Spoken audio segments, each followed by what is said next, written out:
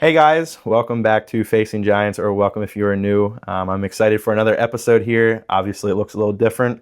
We have Duane Shirk, which is my youth pastor. Floyd couldn't be here tonight. He has another thing going at Citygate. But I'm so excited to have Duane.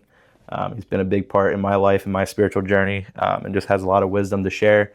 So this should be fun. I think he's a little nervous. It's first time, Yeah. first podcast ever. I'm a rookie to the podcast world here. I mean, aren't we? Like, I'm no different though. We're just I kind of guess so. sending this. So, Yeah. but yeah, I figured Duane can explain a little bit of who he is, and then we're gonna jump into our topic. So, Yeah, I'm Duane Shirk. I'm a sinner saved by grace and a disciple of Jesus. Grateful to have be married to an incredible wife and have four children that are 19, 17, 15, and 11 already somehow. And yeah, like Colson said, I'm a youth pastor. Just so blessed to be able to spend the last many years, I guess, 8 or 9 years in youth ministry. And yeah, just blessed to spend time with guys like Colson, and God has really used it to just awaken this purpose in my life of just speaking in the life of young men. And we enjoy joking around a lot. a lot, yeah. Most of our conversations Yeah, go from yeah, 0 to 60 pretty right. quick. We take him to just like unreasonable places. Don't make it sound bad. Like, No, they're not it's bad inappropriate. conversations. It's Yeah, just, just far-fetched, sometimes can get out of maybe. hand, and You we would say question our far-fetched. maturity sometimes. Right. Really enjoy, yeah, just talking about sports and hunting and all sorts of things, but love pushing past that to, what's heavy, what are you carrying, what's life look like for you, and so that's what I've just found so much purpose in that, and just been blessed by the opportunity to spend a lot of time. I found some people like just kind of put up with youth, and some people just love being around youth, and that's me. I just love being around young people. The energy and really the authenticity I find in young people, the willingness to just be authentic about what life looks like, and what they're what they're struggling with, what's heavy, what's on their hearts. So Yeah, I can definitely attest to what you have. Yeah, like you said, some people can tolerate youth, and some people put their life into it, and that's you have definitely put your life into it. And I mean, you've been my youth pastor as long as I remember. I mean, I've only been in youth group for 4 years now, going on 5. But yeah, it's just amazing to see, like I said, the impact you've had on my life. But I know others, so many people. Everybody knows Duane. Everybody loves Duane. I don't know if I heard a bad thing about you, and so I'm sure there's something. I'm sure there's somebody some, could be said, but it should be. There could be Yeah. something said about all of us, but like I said, you don't take it Right. lightly. What your job is as a youth pastor, but even outside of that, is your life revolves around youth. It's really cool to see. that's humbling. It's humbling anytime somebody says you've impacted my life, and it's just, again, because of Jesus and what he's done for me. I can't take any credit for that. And it hasn't just been one way. I've been so blessed by just the many relationships that God has allowed me to build. So it's definitely not just one way; it goes both ways. And it's been a tremendous blessing So for me and my cool. family. Yeah, it's so cool. Yeah, that goes a little bit like some of what you're saying is about authenticity and putting time in. Goes a little bit with our topic here of the importance of community, and sharing with each other, having those close relationships. So I looked up what biblical community would mean, and with what we were talking about before we started, with talking about being alone with someone, what you have, this speaks. Biblical community is exactly the opposite of that. It's a group of believers committed to growing together in their faith through mutual support, love, and accountability. Molded after the early church in the book of Acts, it involves gathering for worship and teaching, praying for one another, sharing life's burdens, and being honest about struggles and sins with the ultimate goal of reflecting God's love to each other. One of the things in there I like is love. The fact that we can even have a community or we can even care about each other is because of, like I said, reflecting God's love. That's a basis for everything we do as Christians, but I just thought that was really good. This idea of a community is challenging for me in a lot of ways, for being a community, but also wanting to share with the community. But I don't know if you have any thoughts on that there, how you, if you want to jump into some of your notes and stuff, or. Yeah, no, that's really good, and it's something that I guess the longer I live, the more I see the value of community and the want to be connected. But like it said in there, there's a cost to it as well. This thing of vulnerability, like as much as we want that connection, sometimes that cost of being vulnerable feels really big.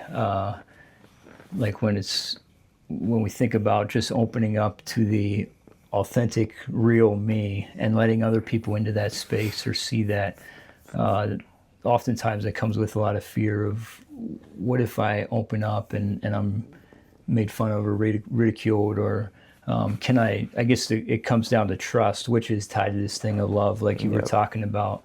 And so, yeah, like you were saying there, the only way that connection, that we get to that point, I believe, is being connected to Jesus. It's that relationship and the understanding that we've been given grace, that allows us to give grace. This understanding that our Father, our Heavenly Father, has sent His Son. Like that's love right there. When we talk about what is love. Not that we have loved Him, but that He loved us and sent His Son for us. Such a powerful statement. So it's in that understanding that, you know what, I had nothing to offer. I had nothing to offer my Heavenly Father, an almighty, all-powerful God. But He looks at us and He sees that just need for Him, right? And He has offered that way back to Himself through His Son. That's love, and so it's through that understanding that then we can connect and love other people. Really, as we accept that love that we've been given, and understand that grace, it allows us to take our eyes off ourselves. Because that's oftentimes what destroys connection. It's just all I can see is myself, my needs, the way other people, worry so much about how other people see me, and that's what drives the need then for me to feel like I need to protect myself and I can't let anybody ever into this space. And so, again, coming back to when I understand the love I've been given, the grace that God has poured out in my life, it allows me then to look beyond myself and see the needs, and I guess have this desire for true connection. Yeah. I think, ourselves is what gets in the way of a lot of our struggles as Christians. We're too worried about what our flesh wants or what we're thinking we need or feel like what is the best option. And so to be able to, like you said, look past ourselves and not to worry about what people think. I think most of us can say that's why we don't share, why we don't want to get close to people, because we don't want our reputation to go bad. Right. Because they might find out the dirty things or the dark things I have in my life. Yeah. But when you get down to it, we all have things we struggle with. If you tell me you're perfect or you got nothing that you're going through in life, I'm gonna call you a liar, because we're human. That's gonna happen. We all fall short. But God's love is something where it's like we don't understand it, because we can understand it to a point, but so many times we mess up and we sin, or we look at, like, in our mind, sometimes somebody will wrong us. We're like, well, I want to never see them again, or I hate them. Yeah. And God's the complete opposite. Yeah, we burn a bridge. And Jesus ate with sinners. He still loved the people that killed him. I think Judas Iscariot being at that Last Supper. Yeah. Jesus knew what was going to take place, and he still washed his feet. He still broke bread with them. Yeah, that's our example, Yep. right? Jesus is our example.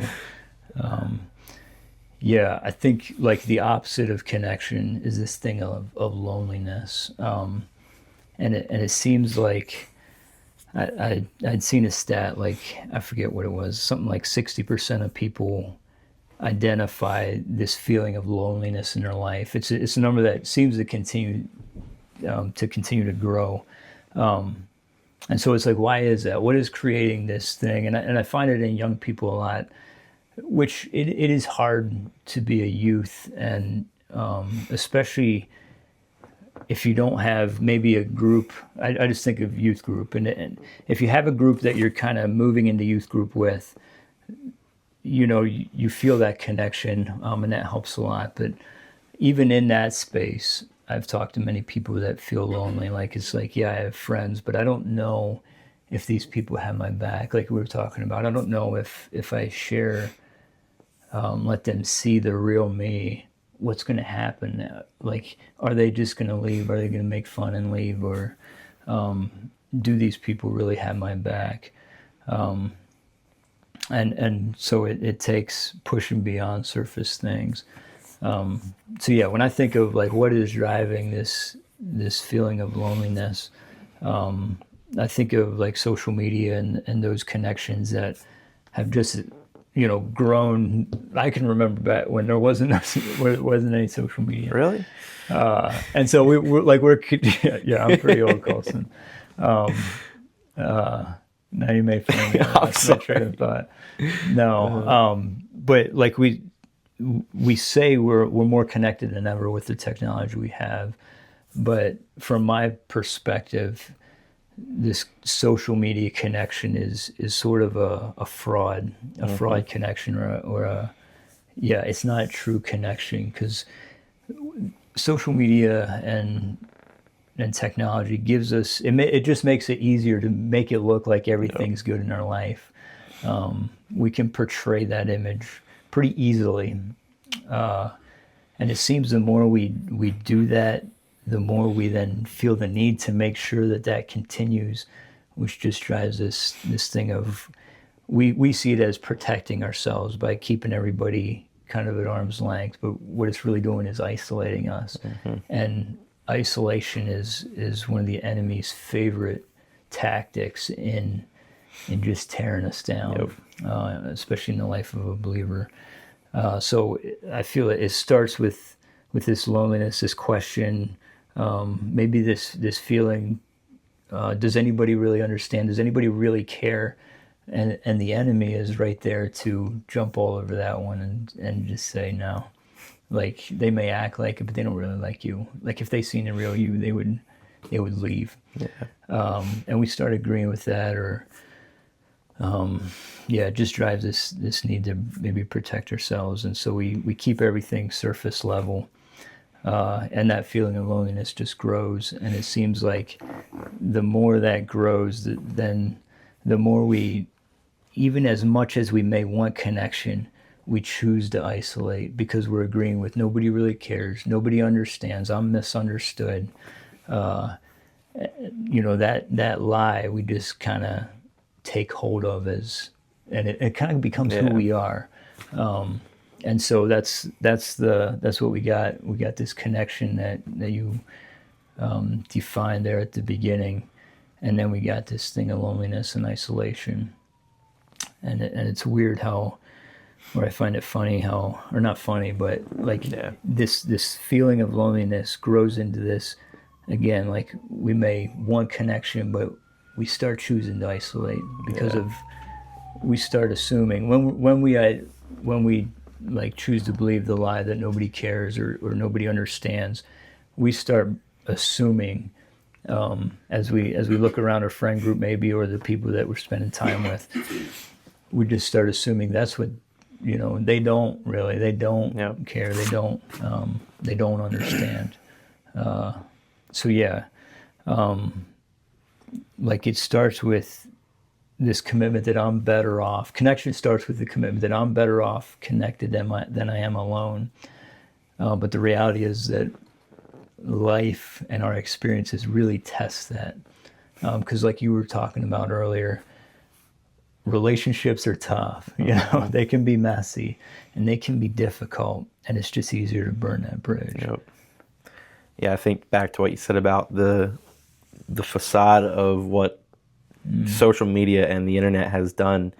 But isn't that so true? That's what the devil, he takes something that is meant for good, flips it, but doesn't just like, it's not like he's just all over it going, I'm going to use this.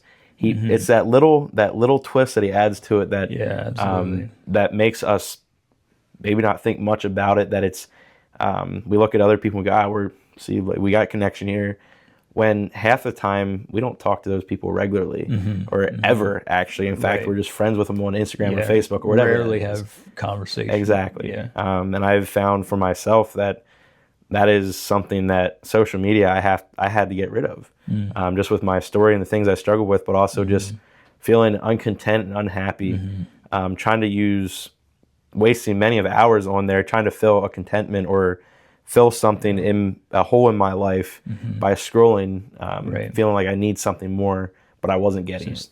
It sort of took the place. It starts taking the place of connection because it's just easier. Exactly. And we feel like we're protecting ourselves. Exactly.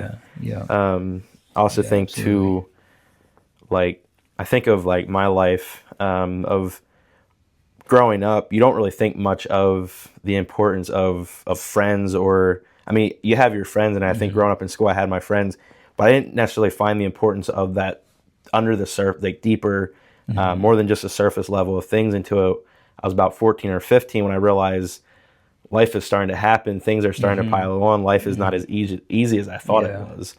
And at that point, I have friends established, but, I'm like, well, we never got to that point. How do I start it now after being friends for so long? Right. And I remember just with my story of being addicted to pornography and stuff like that, I didn't know where to go. And for so many people too, it's hard to build a connection with their parents. Just because for myself anyway, I look at my parents and go, oh, they have it figured out.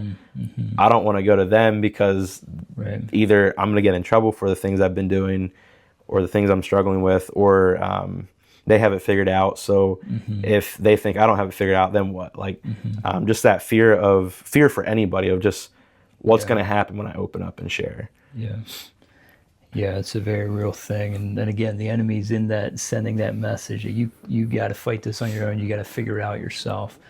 You're right. Like, and when we're growing up, 7, 8, 9, 10, relationships are pretty simple, right? if you like the same things, you get along and you're friends. And, so it's only, like you were saying, that 14, 15, where either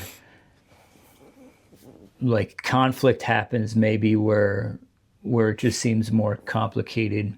But I think more so we start realizing that there's things in our life that maybe we can't control. As much as we maybe told ourselves, oh, like pornography is a good example of that, where maybe we start just, we say we're just going to dabble a little bit. We're just going to, not go crazy, or just kind of this pet sin, or but we know what sin does, and especially pornography. It pulls us in, takes us farther than we want to go. Keeps us longer than we want to stay, costs us more than we want to pay. And all of a sudden, you realize there's this thing in your life where it's controlling me. I can't control this. Like, as much as I want to stop, and maybe I've tried many times, I can't. And so, when we think of connection, and you talked about your parents there, like being, and I feel this now that I'm a dad, just I cannot convey the message enough to my children that, hey, if there's anything that you're struggling with, you can come talk to me. Like, I don't expect you to be perfect, and really, like, I'm not claiming to be that myself, right? And so I know what it feels like to struggle. And but yeah, also like you're saying, as a parent as well, I desire my children to have somebody in their life that they can connect with and mentor them as well. I think it's so healthy. Obviously, that parent relationship is so important in the life of a child. But there is something about somebody else, being present in their life. Because I've seen it, in my children's life and also in youth's life, where like a parent can be saying something and it's not connecting, and then Yep. somebody else can kind of give the same message. It's like, oh, this light bulb moment, and so there's something powerful about a mentor in your life that, for that connection. Yeah, I agree. I just think of, that's spot on with your parents can say something sometimes, and it's like, well, it's hard to accept or connect with. And then, somebody else can say the same thing sometimes, or sometimes it comes over different. And I've experienced that before. And, but I think like too, the encouragement, when I think of, the things that you've helped me through, the things we talk about, the encouragement of, hey, like, don't just shut your parents out either. And just, Absolutely. being able to encourage, like not everybody has a great relationship with their parents, but, maybe to be able to work on that, or maybe even ask them, hey, like, I'm struggling with this. How has it been for you? Or maybe see why, or even if they can't talk about something with you, maybe see why how they've struggled with that in that area and stuff like that. And just try to build that connection if there isn't, which is hard. And sometimes it doesn't seem right having to maybe go to your parents always if you don't have a great relationship with them and asking them how things are going. But I found, at least for my dad and my parents in general, that we can sit there and talk about it. And like you said, nobody's perfect. And so he can share to me sometimes things he's going through, and I can share to him. Like it can be a back and forth, which, like I said, it seems weird sometimes, but. Right. That's such a good way to approach conversation. If you're a youth, like going to your parents, maybe it's with the struggle, to go to them and say, hey, I was just wondering what this looked like in your life when you were young, before you kind of get to what's going on. Yep. And also for a parent to approach a conversation, we're pretty good at letting our children know the expectation. We know the expectation, but just to communicate. So maybe it's if a parent's wondering about purity or something like that, approaching it, being honest and authentic about what that has looked like in their own life. So me maybe going to my son and saying, hey son, when I was your age, this pornography thing was a real struggle. It just beat me up. I was just wondering how that's going in your life, and so approaching it in this place of being authentic about where I've been and what that has looked like in my life as a parent.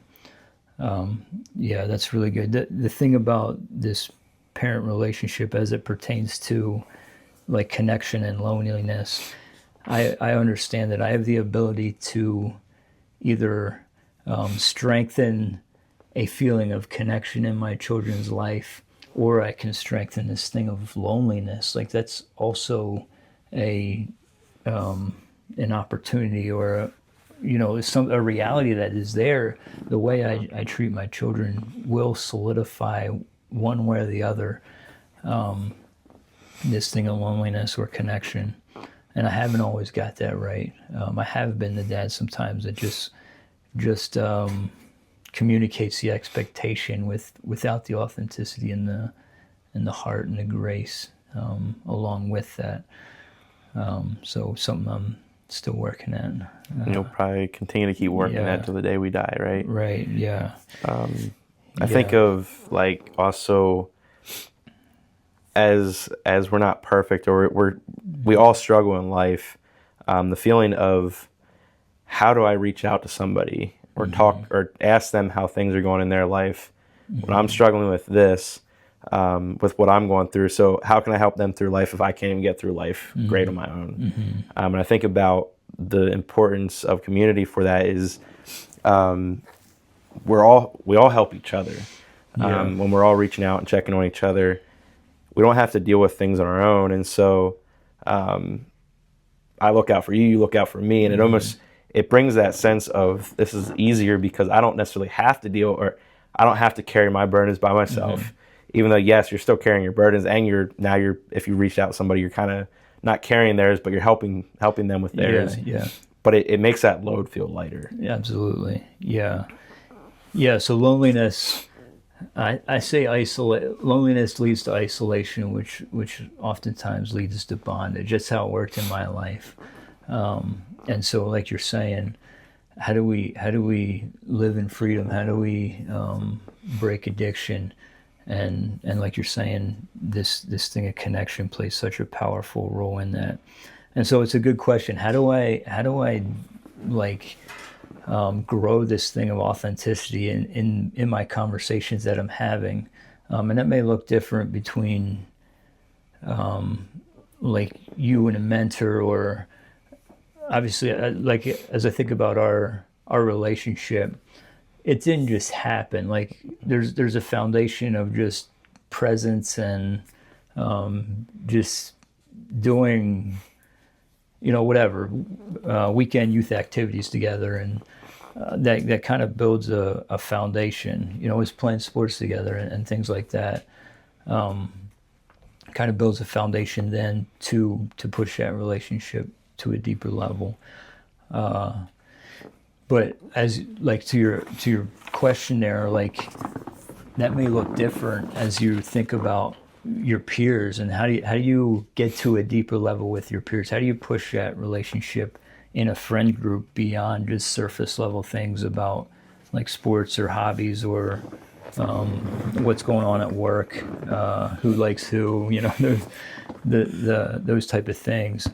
And I think it does, like, as I think about my life, so often them conversations happened. We go back to sports. I played sports a lot. You play sports a lot. After a game on a softball game on a Friday night, or a basketball game at school, where whatever we got together to do was kind of over, and we're just sitting around, cooling down or whatever. Those are great opportunities to just push beyond surface level. And I'm not saying like every time you're together it has to go there, but again, I think it, like for me, it was, and sometimes it was myself doing this, sometimes it was maybe another guy just saying, hey, this is what life has looked like this week. I've been kind of getting my butt kicked, or I've been really struggling.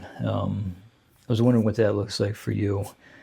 And that's like those conversations, it may feel awkward, but if we push through that is actually what starts bringing this real connection, and it's coming out of that vulnerability. Being willing to be authentic and vulnerable. And it's hard. It's just because sometimes people might make it look easier. It might be, maybe depends how long you do it, it becomes easier. But I know for that first time of being willing to put yourself out there can be sometimes one of the hardest decisions, but I can guarantee you it's going to be one of your best decisions if you're going through something. So it's very, like you said, just bringing up that conversation sometimes is like, oh, well, then they're going to ask me how I'm doing, or if I ask them what's going on in their life, they're going to want to counter that. And so sometimes we don't feel like, I don't want to right now. And especially if we're struggling in that moment, it's very hard to do. But like I said, it's gonna be very beneficial. I know so many times of just when I reach out to somebody, of just that feeling of, okay, I know I'm not alone. And with what we were talking about earlier is the devil, he's right there to push that lies. You're alone. You're the only one. And so to get that out there, sure, at that moment, the person we reach out to might not be struggling, but at least we know someone's got our back in that moment. And so we can have somebody we can trust and reach out to. Yeah, like I said, it's not easy. And so many times, or for myself, I was able to do it so many times, then I would get to a spot where I'm like, now I don't really want to do it anymore. I'm like, maybe this week wasn't as good, so now I don't feel like talking because so many other weeks were so good. And so now I'm at a spot where I'm not doing it as great, but now I got to tell them that. And so that can be some of the reason why it's so hard. Yeah. That's a good point. Like it is difficult to be vulnerable that first time, but that, like you're saying, that can come back. Like it can get easier, and then maybe it can get harder again. It's difficult to be vulnerable. But like you're saying, as we are willing to do that, it starts breaking down that lie that I am all alone, or that nobody cares, or nobody understands. Because we, like, as much as we can say it, like we're all fighting the same battles, we're on the same team, we really can question that. Again, because of life experiences, because at times maybe we were vulnerable and we paid a price for it. Those are the things that make it really difficult then to open up again. And those are the things that we say, okay, I'm not going to be vulnerable because I'm not going to allow somebody to hurt me like that again. And so we build these walls to protect, but what it's actually doing is keeping others out. And the enemy is all over that to say you got to fight these battles on your own. Nobody cares, nobody understands. So those are, and what I find, like I said before, is loneliness and isolation always, maybe not always, but often drive us to medicate those feelings of loneliness or whatever, and that's how we find ourselves in maybe addiction with pornography or other things, but that's certainly a big one. Yeah, James 5 says, confess your sins and pray for each other that you may be healed. And I love that statement, you may be healed. There's something powerful about being vulnerable with some brothers and praying together. Some of the most connected times in life is sharing as a group of, maybe a small group of men, or a group of men, and praying for one another, and just like feeling the presence of God in that space, that you may be healed. And we're all in need of healing. Like you said earlier, we're all broken. We're all on that sanctification process. For sure. I think you read 16 there, James 5:16. Right before that, 13, it says, about any of you suffering hardships, you should pray. Are any of you happy, you should sing praises. Are any of you sick, you should call for the elders of the church to come and pray over you. I just think of that feeling of being a part of a body, whether it's a church body or community of some sort. We should, when somebody's suffering, we should be able to walk with them. If somebody's happy, just be able to rejoice with them. 1 Corinthians 12 or 13, that's that verse you just quoted. That's talking about being the body, many members. And so that's a great test on if we are actually valuing, like I said earlier, this commitment, or this belief that I am better off connected than I am alone. Just an easy test is that verse you just quoted. Celebrate with those who celebrate and weep with those that weep. If I say I value being connected, but I'm not doing that, then maybe there's jealousy or envy or pride or things going on there that's not allowing me to do that. When we find ourselves able to do that, then we know, okay, I'm actually valuing connection and willing to just make the sacrifices necessary for that. Yeah, it's like you said, it's sometimes so hard to do because of our selfishness. Like, we let our pride get in the way, and it's like, well, I don't want to be happy for them. And I think for myself, so many times I enjoy being miserable. I enjoy, it's easier for me to sometimes not be happy for someone than sometimes make myself want to be happy, especially if I'm in a time of hardship or whatever that is. Yeah. But I also think too, like being a person, if you're in a friend group and you guys might not be on a very deep level, and it's very easy to go, what can I do to be that person? What can I do to make it get to a spot, or how can I reach out and um, be that person that can, like I said, sometimes it just takes for us to share about things that are going on in our life, making ourselves vulnerable first. That way, other people feel like they Yeah. can trust us. Like you said about for our relationship, we didn't just the first time we met share each other's stories to each other, and Right. it took time to build up that trust and that friendship. And when you feel like you're at a good spot to be, hey, this is my life. This is what I'm going through. And I want you to know I can be there for you. And so sometimes it takes, I know so many times for me, it was me opening up before they wanted to open up to me.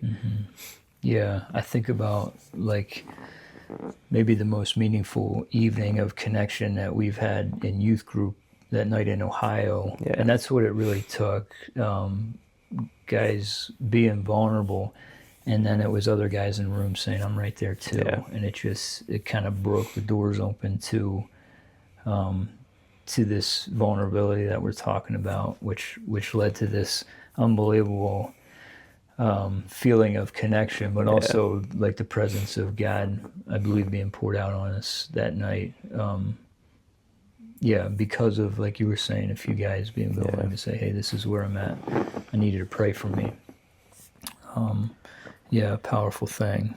Yeah, I think too of going back to that night of just maybe it wasn't right away after, but the things that have happened after that. And I think too, I mean, you led the the Conquer series for us. And I think too, a lot of, or all those guys in that room or in that series were my friends. And so with that, through the Conquer series, I got to know a lot of them guys in a way that I never knew before. I never got to understand it. And it's to think that I've known these guys for most of my life. And it was only we went through a series together that I finally got to know them. And I could understand some people more. I could, it was just incredible that it took that long. And maybe that could have happened before if I would have put myself out there. If we would have, any of us could have put ourselves out there to open it up and start off a relationship deeper than just the surface. Yeah, I think when we create the space to be just authentic about life and about who we are, where we've been, where we are, people identify with authenticity, and whether, so taking it back to like a group of friends, whether somebody else says it immediately or like I can guarantee you that somebody else is identifying with your struggle, whatever that may be. Maybe it is just this feeling of loneliness. And guys, I hang out with you guys all the time, but I just have this feeling of loneliness, and just putting that out there, and maybe somebody else says the same thing, or definitely with purity, creating that space, because you guys had a choice to make walking in, and then I know one of the guys is like, if I knew what this was going to be like, I probably wouldn't have been here, but it's been good, right? So sometimes it's good not knowing what you're walking to, maybe. But no, seriously, you guys had a choice to make together as friends. Am I going to be honest about life? Because we could have sat there and watched the videos and answered questions on a surface level, and it would have been okay. You know, we would have still been together. But you guys made a choice to be vulnerable and share together, and that's the power in a course like that. The content is really good. It gives us understanding, but then when you add brothers together that are saying, "Hey, I'm ready to fight this. I'm ready to," so you start warring together, battling together. There's power in that. There's healing in that. I think too, one of my, I guess it's two verses, but Hebrews 10:24 and 25 says, "Let us think of ways." Oh wait, no, that's the wrong verses here. It's Ecclesiastes 4:9 through 12. "Two people are better off than one, for they can help each other succeed. If one person falls, the other can reach out and help. But someone who falls alone is in real trouble. Likewise, two people lying close together can keep each other warm, but how can one keep each other? How can one be warm alone? A person standing alone can be attacked and defeated, but two can stand back to back and conquer. Three are even better, for the triple braided cord is not easily broken. I think it's just so encouraging in times of feeling alone. Like, alone, we are going to be weak. It's exactly what it is. And obviously, if us with Jesus is going to be very powerful, but Jesus even had people around him. Jesus picked his disciples, and there was times that Jesus, you think of in the garden when he was praying, he needed them guys there. They didn't live up to that. They fell asleep. They fell asleep. I can relate. Sometimes you can fall asleep, you're tired, but right. We say we'd be different, but yeah. Anyway, how many times are we not different for the people around us? How many times do we miss those opportunities? Again, going back to our pride and our selfishness, we're too focused on ourselves that we miss the opportunities around us. Yeah, that is so true. Those verses are so good. And I'm just thinking maybe somebody's listening to this that's like, I feel like I don't really have a group. I don't. Yeah. The Conquer series asks the question: who are the four? Who are the three that know everything about me? And that's a really good question to think about. Is there a group that knows everything about me? It's a healthy thing, but how do we encourage the one who's maybe listening to this? Like, I don't have a group. Like, when I think of where I would go to be vulnerable or authentic, there's nobody that comes to mind. I'm gonna put you on the spot. What would you tell them? I think it depends. Yeah, that is tough. It's going to take work. Being alone in a spot and feeling like you don't have anybody, it's not going to be easy. And I think that can scare us into why try then. If it's going to be hard, what's the point? And if I'm already struggling now, why would I want to add more pressure onto that? And I think for myself, either if you're involved with a church or if you have a church that you enjoy, talk to either a pastor or the church leaders, and that can be scary. I mean, I don't really want to go up to my pastors all the time and share everything I'm going through, or even find a group. I think of Main Point with Floyd, and going there the first time, like, wow, this is overwhelming. How many people are here, and like how many people are coming up to me and talking. But I think too, every time I'm there, I have people, after finally putting myself out there, people coming up to me, hey, it's good to see you again. So glad you're here. Just keep walking the walk you're walking, and just trying to find that community or that group can be tough, but they are out there. And I think also to pray about it and to ask God to show you that. Put God in that. Don't just, if you just try to look on your own, you probably won't necessarily find it, or it might not be what you want. And sometimes it's not always what we want to find a group like that. So in the beginning, it might be tough, or it might be scary or challenging to figure that out. I think for myself, I was in a youth group that was at 15. That was what everybody looked forward to in the church. When you turn 15, you go to youth group. Right. So I think it made it easy for me to be able to find that connection. Maybe it took a while, living on the surface with my friends, but down the road, then I was able to connect like that. So if you are younger, if you're in the age group of a youth group, and you are connected with a church, go. Sometimes you might not always find friends right away, or it might be hard, but you have to be willing to put yourself out there too. Yeah, that's really good.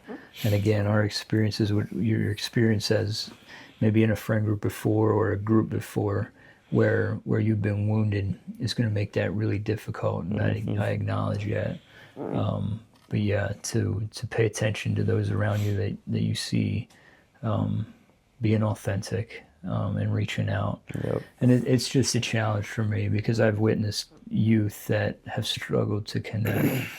And so I'm constantly challenged with this thing of being the one to reach out and say, just be willing to have conversation, and then be willing to say, hey, how are you really? Like, I guess trying to create that space for connection. And but yeah, that's good. think with Bible studies that we have every other week, and so many times we split off into the small groups before we start. And I think to the one at the campfire with when your son Creedon was in with our group, and how was your week? Oh, it was good. It was good, yeah. And I said that's a bad answer. That's not what we're looking for. I just Right. So many times our first response is, "Yep, it was good. It's great." I think too of when I get asked a question like that, I full well know in the back of my mind how my week went, and so many times my response is, "Oh, it was good," but also I'm scared or I don't want to bring it up because then I have to relive what I was going through. Like if it was a hard week, then I have to think about it and remember again why it was such a hard week. So I think sometimes it's easier to just push that down. Yep, it was good, and make it look better on the surface. And like I said, I still laugh at that moment. But well, for one thing, now every time me and Creedon talk to each other, and he asks me how I'm doing, he will not let me just be done with a little good. I told him, "Oh, it's good," and I went to go in farther, and he said, "I don't like that answer." I said, "Well, I'm getting there." But yeah, we like to say everything's good, or where things have been up and down. We like to give these generic answers, and it's about pushing beyond that. Yeah, you went to Hebrews 10 there. You started reading that, and I had that down too. It's talking about stirring one another up to good works, encouraging one another all the more as you see the day approaching. That just kind of speaks of like, as we continue on in life, like it's not going to necessarily become easier for us as believers, for as disciples of Jesus. And what we're talking about tonight is this need to just value each other and push into that. Just Hebrews is talking about this, is encourage one another, and we all need that. Sometimes we're the encourager, sometimes we're the one that needs encouraged. That I just see that over and over again in my life. When we think about loneliness and isolation and connection, as I was a struggling young man, young father, young husband, didn't know who he was, just trying to keep up with everybody else, feeling like everybody else is, like I'm falling behind, right? Just feeling a lot of pressure, and having a brother, two brothers, a small group leader, really just notice me, have conversation with me, say, "Hey, I see potential in your life. I see you doing this well." Just meant the world to me as that young man, and it's this thing of encouragement. And we all have that ability or that opportunity to be that voice of encouragement in somebody's life, saying, "Hey, I've seen you doing this really well. Keep it up." Like you were saying, keep pushing in. That's what you hear at Main Point, right? It's that people willing to be authentic. They're not there to make everything look like it's okay. They're there to be authentic, and I think that's what we're called to be as disciples of Jesus. But yeah, encouraging one another. Really, so them guys speaking into my life. I like, not to be dramatic, but it started shifting the course of my life in a way that really I started. It's funny how we take our experiences in relationships with other people, and it affects how we see God and our relationship with God. And so there's something connected there. But as those guys spoke into my life, I started pursuing that relationship with God more than I had. And really what I needed was to have my perspective of God change. See, my perspective of God actually was helping or growing this feeling of loneliness in my life. Like, there's this standard I can't live up. God, I don't know what you expect of me. I cannot meet this standard. And so I felt God was far away. God was distant. But when I started understanding, you know what, God is near. I mean, He sees me and He sees my struggle. And he's saying, I'm not asking you to fix yourself. I'm asking you to come to me, give it to me. And so I'm kind of going down a money trail there, but there was this thing of connection and somebody speaking into my life that really started shifting how I viewed myself, how I viewed God, that, yeah, changed my life. I was gonna say I don't think you're being dramatic on that. I think that's being encouraged by other people does wonders for us. I think too of older people that have been able to speak into my life and say, hey, like I see what you're doing. I see you trying. I see the things that you're good at and the things you're trying to grow in, and that speaks volumes. And it's amazing how just that little bit can, like, I think for myself of being encouraged in an area, it's like, oh, they see growth in it, so now I'm going to try even harder with it. Yeah, I'm going to keep going because I know I'm actually growing. Yeah, sometimes we can't see it ourselves. Exactly. When somebody points it out, it's such an encouragement. It gives us hope. Exactly. Yeah. This thing of encouraging to do good work, encouraging each other to good works. I've seen that play out in the Conquer series. Somebody puts on the chat, hey, maybe it was you about cutting out social media or something like that, but it's like, hey guys, I'm gonna be fasting this for the next month. I think somebody said music, and who wants to join me? And those are the things where it's like, that's when I read Hebrews 10 there, stirring one another up to good works. That's what I think it practically looks like. Hey guys, I'm going to do this because I see it's affecting my life in maybe a negative way. Who wants to join me? Who wants to, let's do this together. That's stirring one another up, and it's such a awesome thing of what connection brings, is this ability to battle together and war together. And yeah. I think too of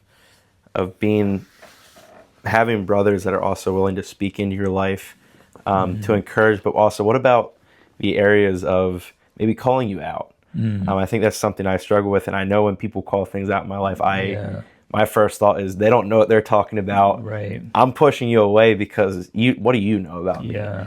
And so how is, obviously that's not right. If somebody's calling something out, you want to check to make sure, is that true? Like, is that actually, don't just push that aside, because there's things that people see in our life that we might never see. But also as a brother to another brother, how do you, how do you be that of doing it out of love enough that, you don't want to just annoy them, or you don't want to do it pridefully either, but how do you maybe call somebody out in an area, or if you get what I'm trying to say? Yeah. Humility is such a big deal, right? In us as men, when it comes to that very thing, doing it with a soft heart. Again, it comes back to also, I'm thinking of the beam in our own eye, and we're picking at the speck in somebody else's eye. It's being able to communicate. Listen, I haven't got everything right either.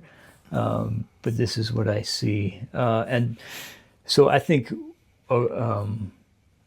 maybe a practical thing, and again, as it comes down to you operating maybe in a group of friends, is just communicating, guys, I value you to the point where if you see something in my life, I want you to speak up about that. So it's kind of creating this space to do that before maybe it needs to be done. And maybe somebody's just waiting for the invitation where it's over. Well, let me get my list out. But seriously, to communicate that, and again, when you're saying, guys, this is what I'm committing to. Maybe it's walking in purity, or maybe it's cleaning up language, or just. Again, it comes back to conversation below surface level things, where it's like you're willing to say, "Hey guys, this is what I'm working at," or I just feel God asking me to maybe cut this out, or to work in this area, and I need you guys to help me do that. And so I just give you permission to speak into my life. It creates a space then to do that. But to be the one to approach somebody, I think, like as iron sharpens iron, right? And so that's part of this brotherhood, this ability to approach each other and Yep. challenge each other. We get that wrong so often because we're, yeah, we think, well, who is he? I've seen him, Yep. like, oh, I could pick out all this in his life, right? And our mind starts racing, and the enemy's there to fuel us on in that. Because, as we talk about the power of connection, the enemy knows that too, and so he's out to destroy that, to bring conflict, to bring division, and so again, it comes back to humility and saying, "Hey, I'm not claiming to have it all together here," and yeah, it comes down to communicating well, with a soft heart, instead of trying to just really come down with somebody. But that's a really good point, because when we talk about encouragement, like healthy connection also involves,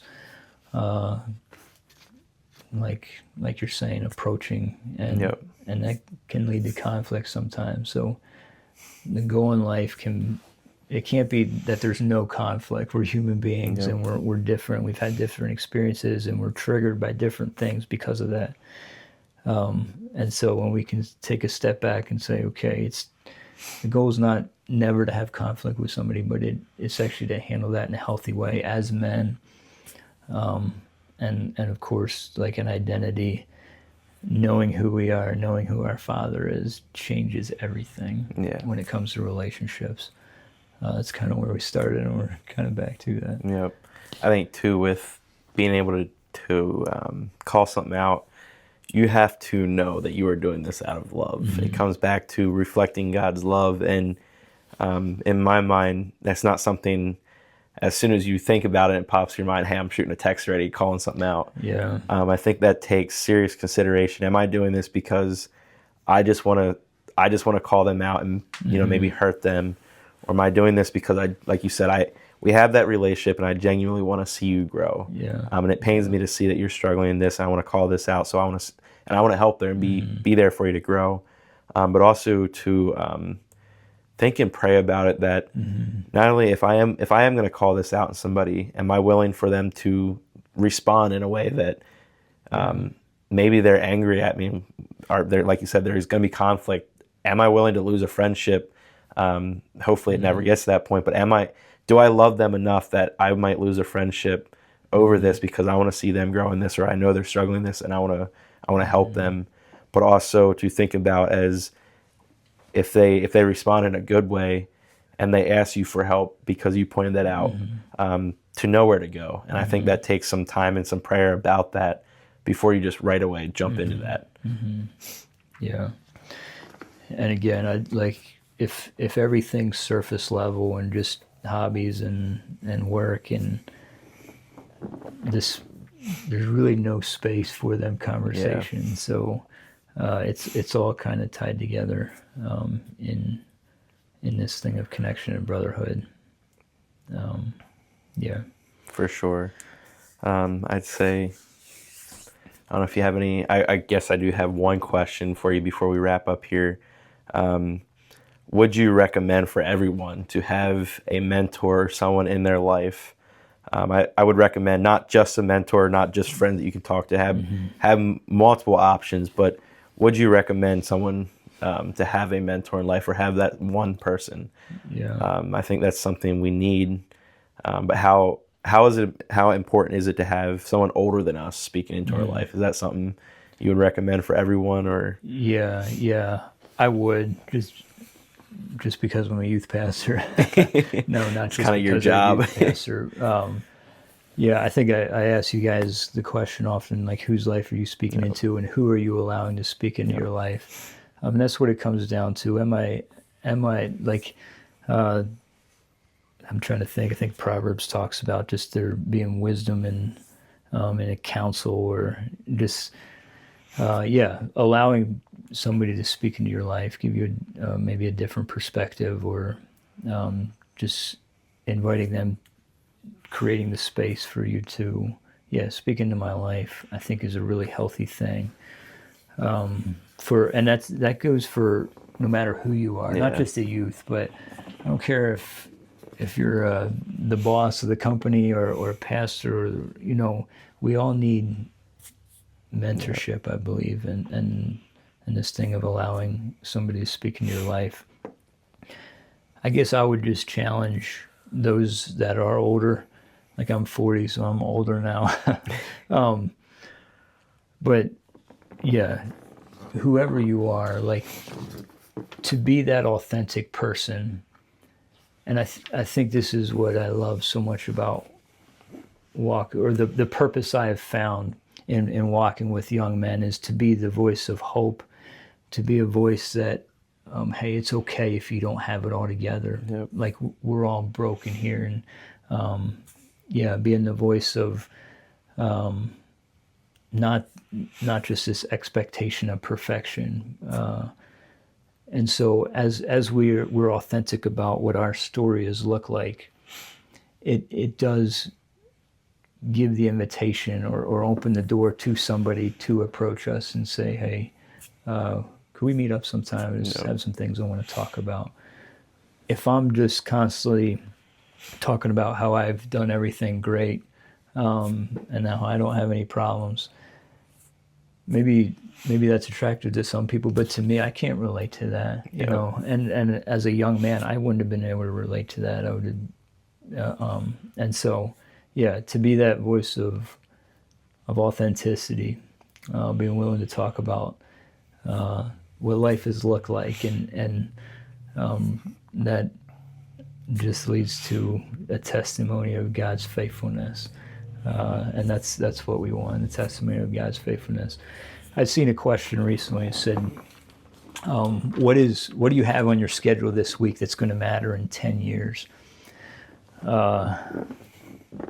I think about the job I'm doing, nothing connected to that really is going to matter in 10 years.